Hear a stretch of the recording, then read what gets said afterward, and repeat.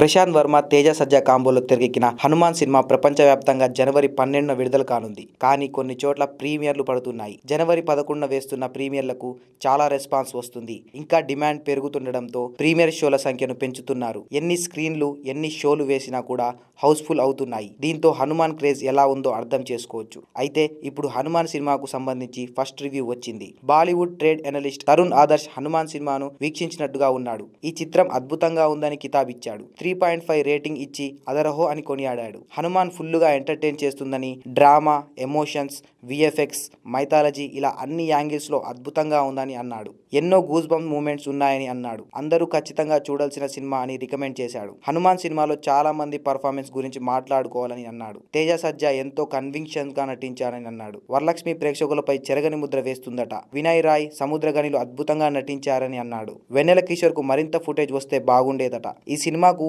VFX అనేది ప్రధాన బలం అని అంటున్నాడు. డబ్బింగ్ కూడా బాగుందని, అయితే నిడివి కాస్త తగ్గి ఉంటే ఇంకా బాగుండేదని అన్నాడు. హిందీ వర్షన్ గురించి మాత్రమే చెబుతున్నాను అని ప్రత్యేకంగా నొక్కి మరీ చెప్పాడు. చూస్తుంటే హనుమాన్ కు ఫుల్ పాజిటివ్ రిపోర్ట్లు వచ్చేలా ఉన్నాయి. నార్త్ లో కాస్త పాజిటివ్ టాక్ వచ్చినా కలెక్షన్లలో తిరుగుండదు. ఇప్పుడు అక్కడ హనుమాన్ కు సరైన పోటీ కూడా లేదు కాబట్టి బాక్సాఫీస్ వద్ద సత్తా చాటే అవకాశం ఉంది. ఇక తెలుగులో ఈ చిత్రం పాజిటివ్ మౌత్ టాక్ తెచ్చుకుంటే లాంగ్ రన్ లో వండర్లు క్రియేట్ చేసే అవకాశం ఉంది.